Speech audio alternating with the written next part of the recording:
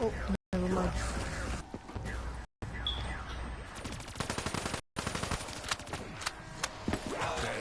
Worse comes for death. Fuck you all. Like lambs to slaughter. Scotland.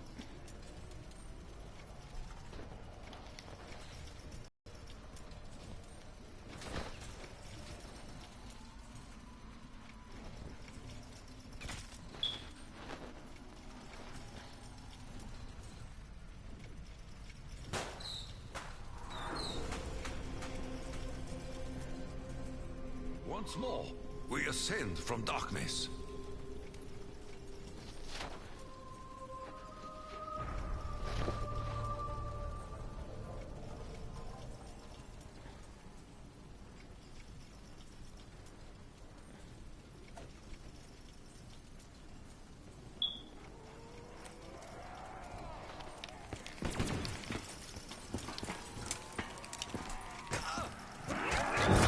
Oh, you come on, let me go up there. Willing to accept it.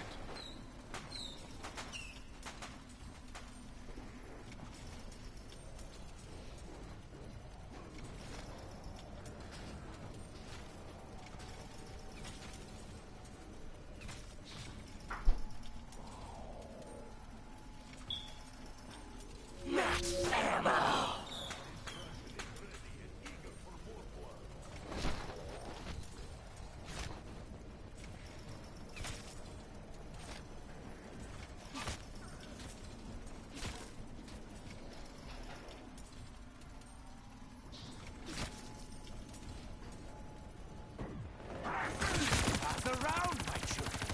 Gather round. I'll fail.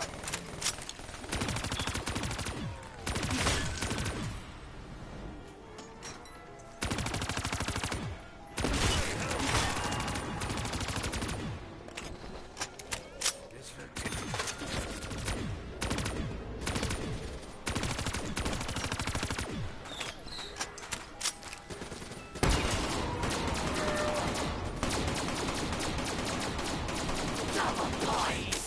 blood.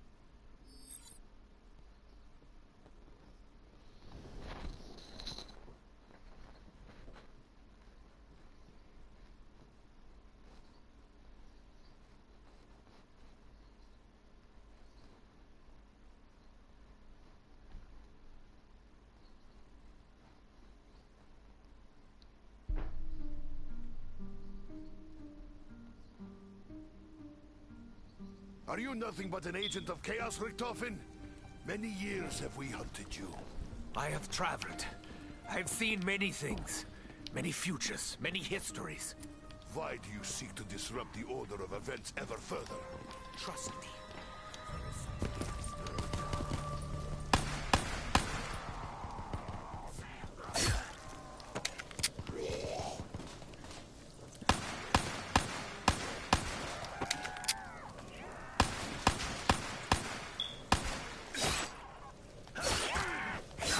You are fools for touching Nikolai!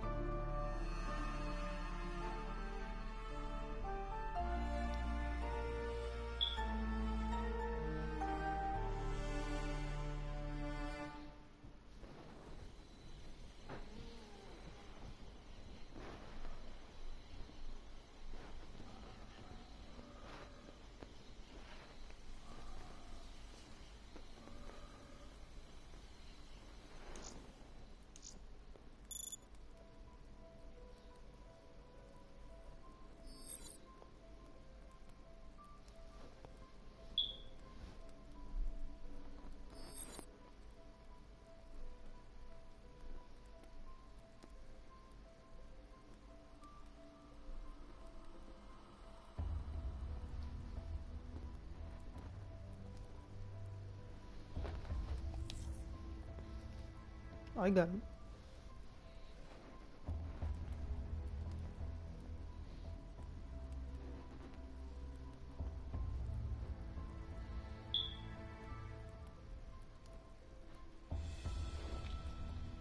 Me?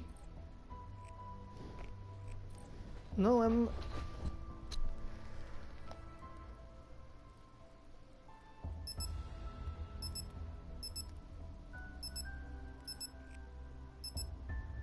Holy shit, prestige level 13, 3 prestige. Damn, man, I'm just on a level 21.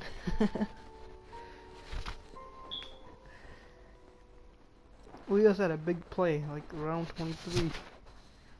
Oh, they all left. Oh. America. America.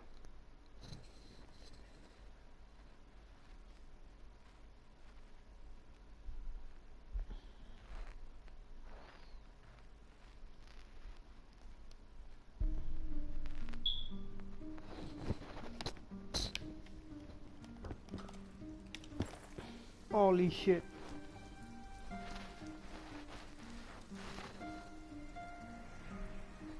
Yeah.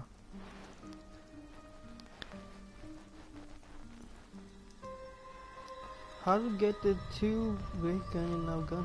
Let me see.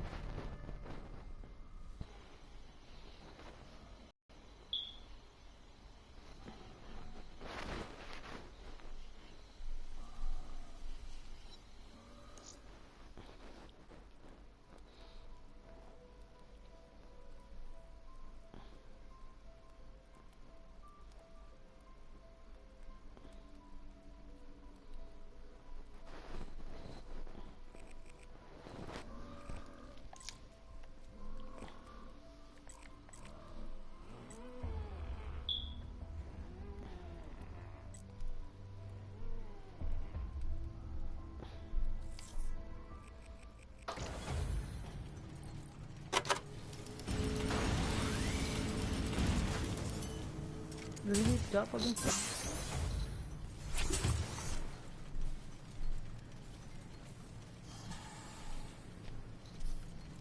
Library of best shows.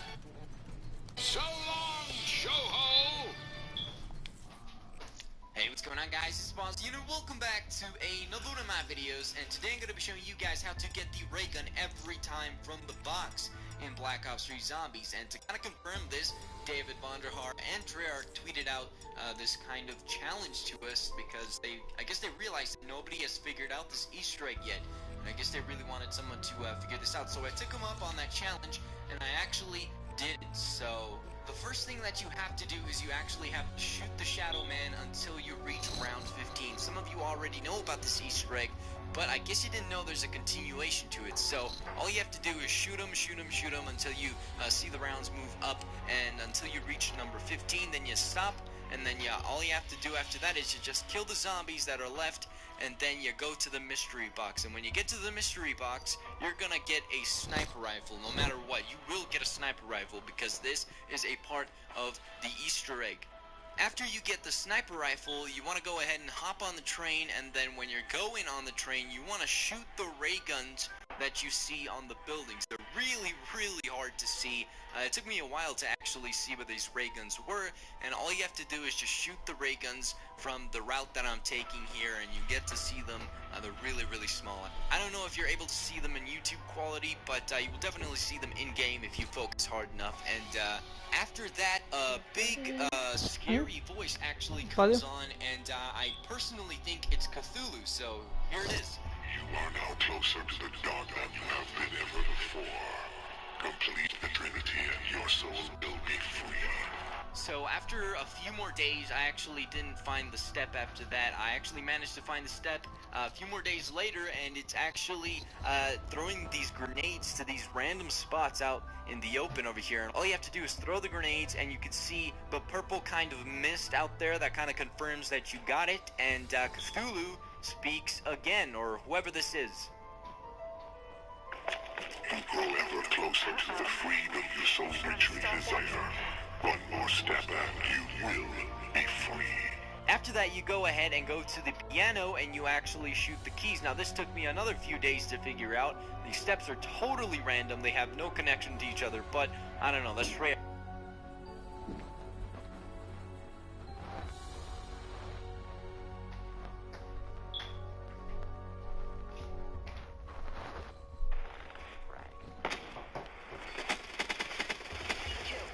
Double headshots?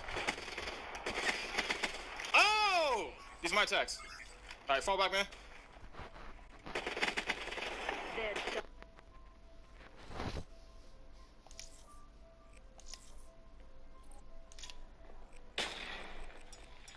Yeah. I love that. Nice. It's yours, upgrade. Alright, I'll get up already.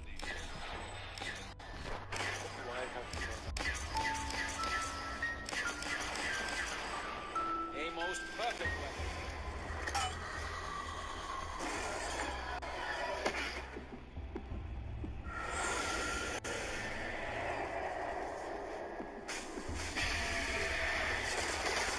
This ain't nothing new to me!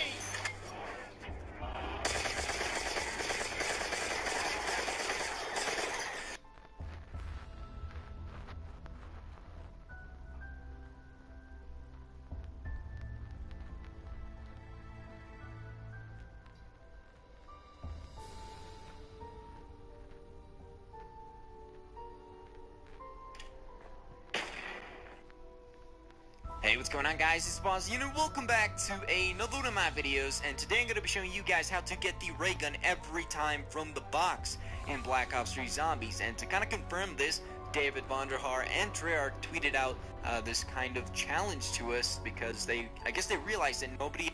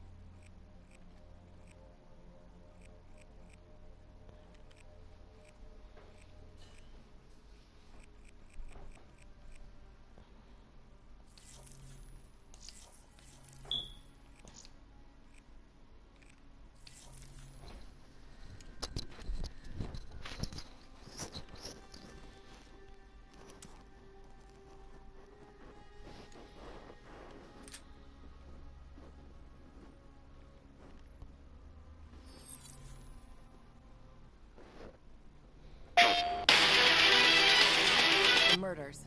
The clear-out job on the station. All signs point. They sure they're outside. We know it. It's the middle.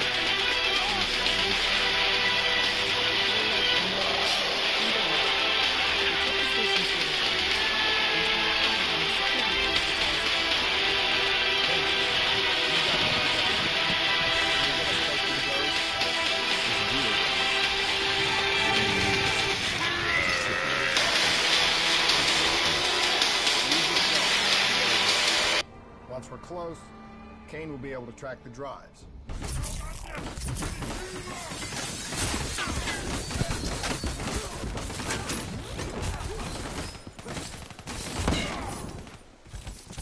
He's my friend. So is I.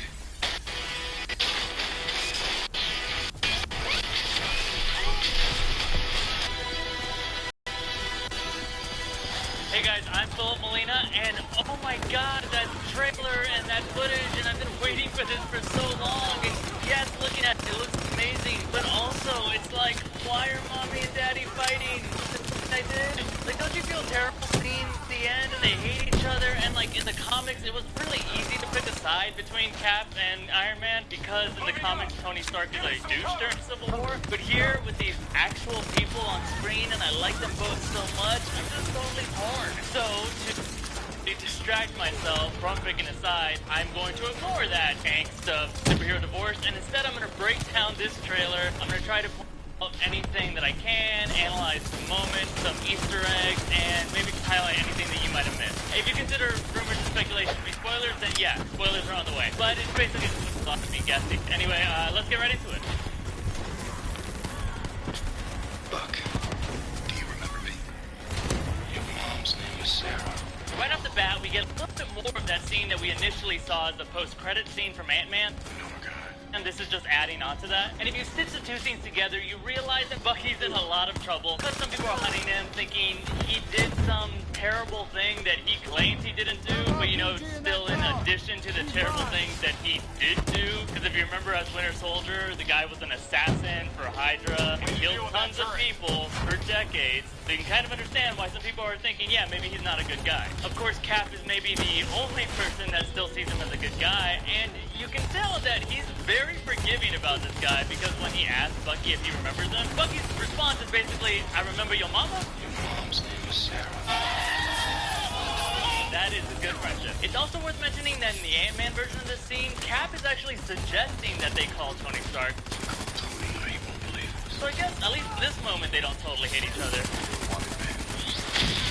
Moving a little forward, we've got some chaos after a huge explosion, and did you notice what was getting blown up? Like, take a look at that shot again on the podium there. That looks a lot like the UN logo, making this some sort of UN committee meeting. Now, as we covered in our What's Not Gonna Be in Civil War video, we know that this movie is not going to feature the huge inciting incident from the comic books known as the Stanford incident, where a freaking elementary school gets wiped out by a huge explosion, but wiping out part of the UN assembly could also probably be a major inciting incident too. Probably big enough to cause some major friction, and also, you gotta wonder, if this is what people think that Bucky might have done, yeah, it makes sense that they're hunting him. I think you did a coup right now. They're not planning on taking you alive. Moving on, we get a glimpse of the team that may or may not be the ones after Bucky, but they're definitely storming some sort of highly guarded compound, having taken out some security guards already. And if you're really eagle-eyed, you might have noticed who else is in there with them. Right there, next on his chest. That's Crossbones, aka Brock Rumlow, one of the villains of this movie. And we've actually met him before. He was the guy who turned out to be a Hydra during Winter Soldier, and then he gets his whole body like smushed, and yet somehow he still comes back, and he's probably deadlier than ever. As Bucky and Cap fight some dudes, you can see that it says Polizei on their chest, which is German for police, and the significance of that? Well, we actually don't see him, but the movie's big bad guy, which, yes, I know it's ridiculous, there's another huge villain in this movie we haven't even seen. He's Baron Zemo, who is from Germany. So logic would imply that something about being in Germany is going to connect us to Zemo. Then Bucky makes his big escape, and we're into the Marvel logo. And the only thing I want to point out before we move on is how surprisingly focused this trailer has been on Bucky. We now know that's because the Russo brothers, who are the guys making this film, they wanted to find a way to tell the Civil War story, but not make it just about two different political ideologies that Captain America and Iron Man don't agree on. Instead, they wanted to make it a very personal story for Captain America. And now we can see it's clear, this is not an Avengers movie. This is a Captain America movie, which is why instead they're exploring themes of loyalty and betrayal between not just a soldier and his government, but between groups of friends. Good stuff. While a great many people see you as a hero, there are some who prefer the word vigilante. You've operated with unlimited power and no supervision. That's something the world can no longer tolerate. Then we get our first glimpse of General Thaddeus Thunderbolt Ross, who we haven't seen in 8 freaking years. And what's awesome about his appearance is that it actually firmly connects now the Incredible Hulk movie to the Marvel Cinematic Universe. They weren't totally actually connected before. It's also great to see him because William Hurt isn't just great in this role. His character, if he keeps showing up, will eventually turn into Red Hulk, and that's amazing. That'd be great. Also, rumor has it that Thunderbolt Ross is more of a Secretary of State type these days, which is a position that deals much more with our country's relationships around the globe. That's significant because in the comics, the Superhero Registration Act is something local to the United States, and characters can just escape it by going to Canada or France. But this story is taking things much more global. We saw that a second ago with the German police, and then we're seeing that again here, where Bucky disappears in either a Spanish or Italian-speaking country, and finally we see it with the Sokovia Accords themselves. That's a UN logo, which means these accords are basically global law. Also different from the comics, in them, the act is more about superheroes revealing their secret identities to the U.S. government, but here with this set of accords, it seems like it's more about taking away superhero independence. It's the UN that cares and not just the U.S. government now, because Sokovia, if you remember, is the Eastern European country that Ultron tried to slam dunk back into the Earth recently, and that destruction combined with what happened in New York in Avengers 1, and basically the stuff that's happened in every third act of every Marvel movie, and everything we've seen so far, it all means that the disasters have affected the entire planet. The cover says it's a framework for the registration and deployment of enhanced individuals, and if you remember, enhanced is the word Agents of S.H.I.E.L.D. used to use for superpowered people before they started being all about Inhumans, and Ross is explaining that all superheroes need to be operating under the oversight of the UN. You've operated with unlimited power and no supervision. That's something the world can no longer tolerate. And while he means everybody, mostly he's talking about the Avengers themselves. In the Marvel Phase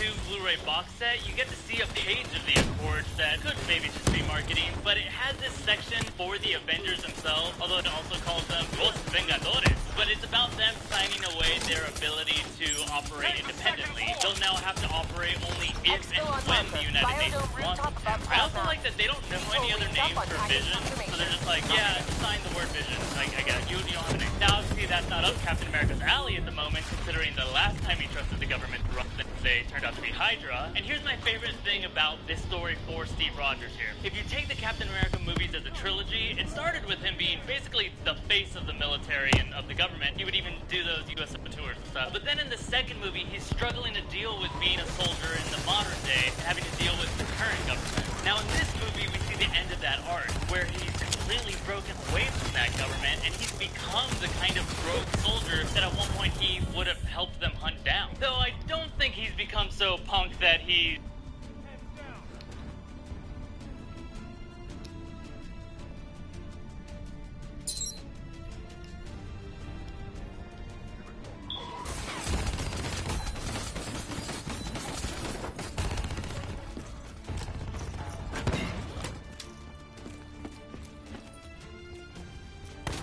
Okay, where now, Kane? Server room directly above.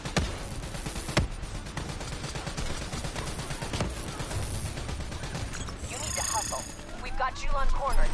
She'll use the only bargaining chip she has, the information on those data drives.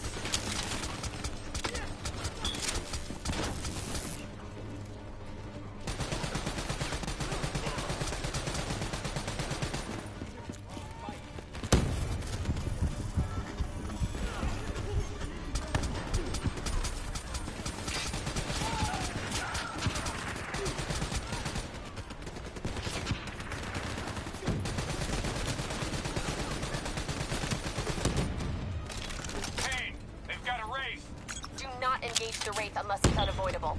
If it gets a lock on you, you're dead meat. As long as you're in the biodome, you'll be fine. Fan-fucking-tastic. Looks like more reinforcements. entering Cloud Mountain below. Leave them. Go Julan and the data drives are priority.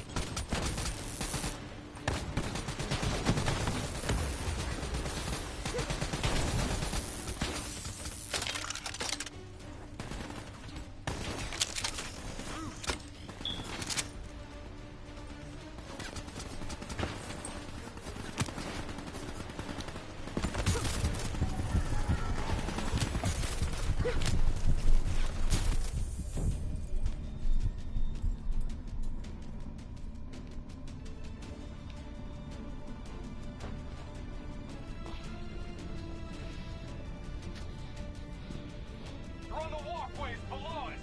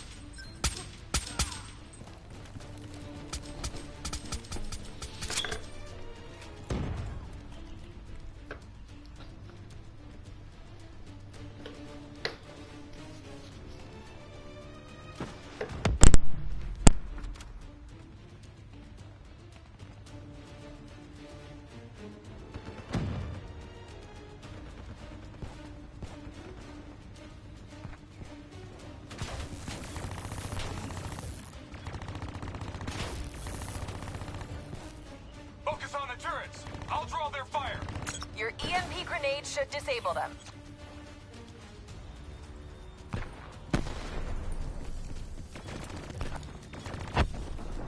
She started decrypting the drives.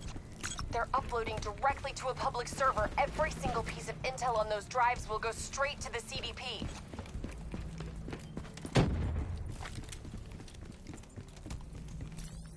We have to take her down.